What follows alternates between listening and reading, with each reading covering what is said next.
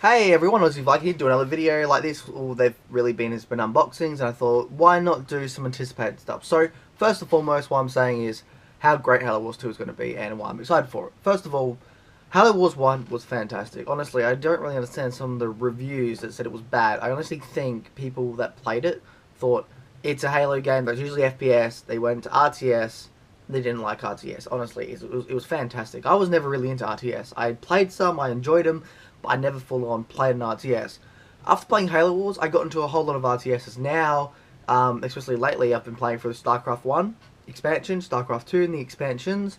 Finished all them, absolutely loved it. Gone back to Halo Wars 2, trying to finish that off before number 2 comes, and it's a great game. It is a fantastic game.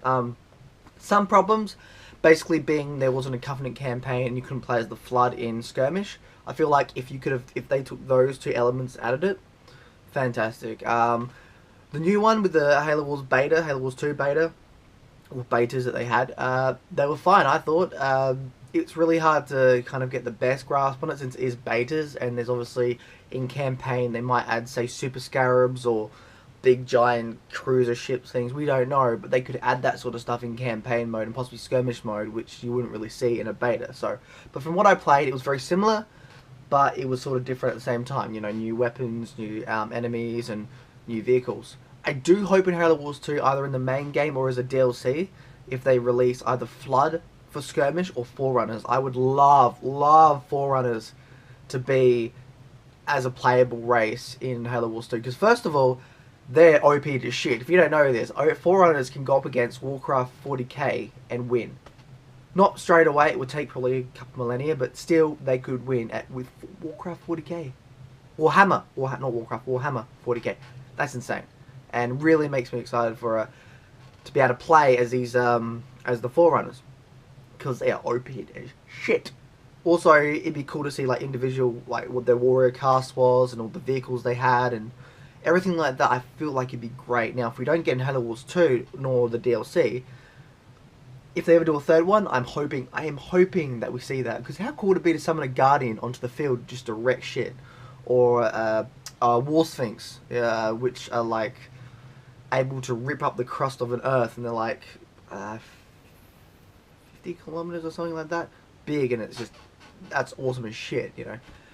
Story-wise, it's interesting too. It takes place after Halo 5, and it's going to be with the crew from the first game, and already that's interesting premise.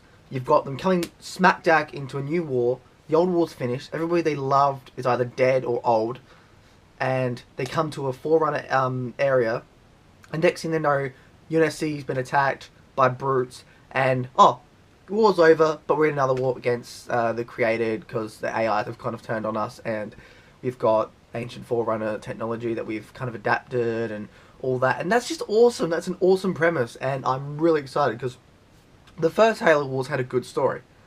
It really did. Had good characters, had some good development, had an overall arcing story, which was really cool, especially if you're a fan, and those CGI cutscenes were superb. Another great thing Halo Wars is doing is bringing back the old art style of Halo. You know, I enjoy 343's art style, but I feel like now they should just take the old art style, take the new one, and kind of morph it together and create a hybrid of both. Because I feel like that's the best way to do it. Because a lot of fans, it's mixed. Fans love the old one, they hate the new one, or they love the new one and they kind of want the old one, and it's just like just mix them, honestly. Because there are some designs I like better in Halo that 343 have done than the other ones didn't. That Bungie didn't do. First of all, Chief's armor in 4 was fucking amazing, more realistic. I love that. And then you had the Elites, which I thought had some armor that was better. They look kind of cooler to an extent, you know.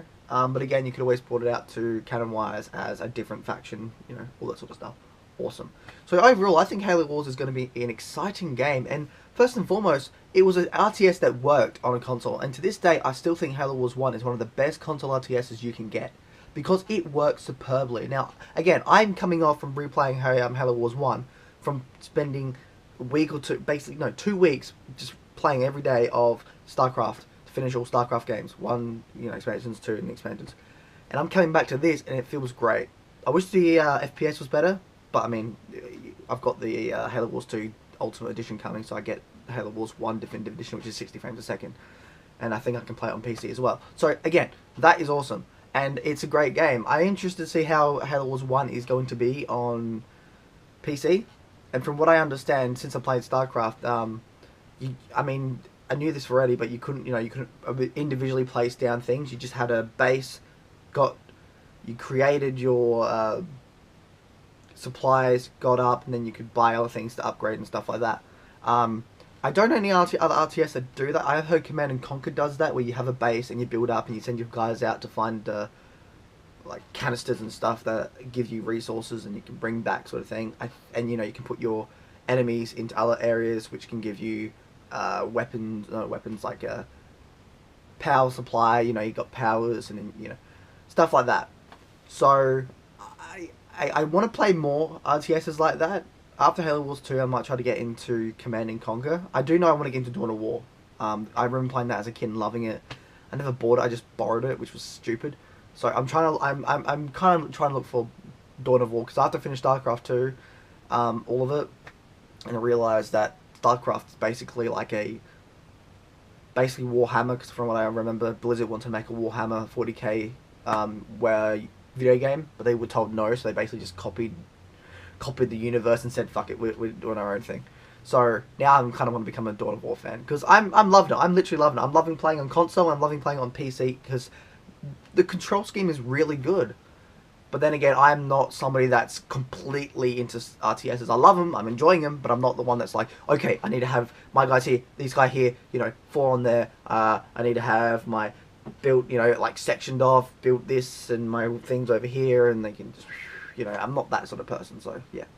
But yeah, this is what I'm really excited for. I cannot wait. I mean, first of all, more Halo, and I know people are going to complain, Halo this year, Halo next year, because Halo 6 is going to come out next year, or whatever they call it. And they'll be like, oh, they're having Halo every year, even though we didn't have a Halo last year, and this was supposed to be, Halo Wars was supposed to be last year. And I think that's the perfect thing they did. Halo Wars was supposed to come out last year, and they said, no, we're going to push it back. Fantastic, Why? Because it fixes all the problems. Honestly, if Halo 6 has problems like Halo 5 did, just push it back. Push it back to 2018. No, 2019. Yes, because 2018 is next year. Push it back to 2019. Do that, honestly. But yeah, really, really excited for Halo Wars 2, because even more Halo story, especially with old characters and new art. Exciting. The Banished looked amazing. It looks like this is going to be a really, really good villain for the franchise, and just exciting all around, And it's another RTS, which I'm sure people will be like, oh, it's an RTS on console, even though it's on PC now. So I imagine people are like, it's great on PC, shit on console, even though to this day it still works on console. It's literally one of the best console RTSs ever played, ever. Anyway, Aussie Viking out. See you in Valhalla.